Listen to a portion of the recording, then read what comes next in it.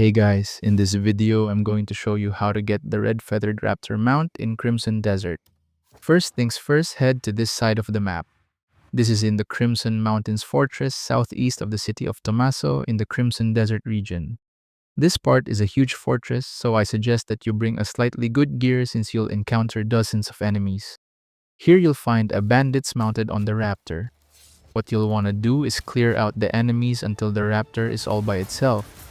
Now do a force palm on the enemy riding the raptor so he'll fall off the mount. The raptor will start to run away. What you'll want to do is chase it until you're able to ride it.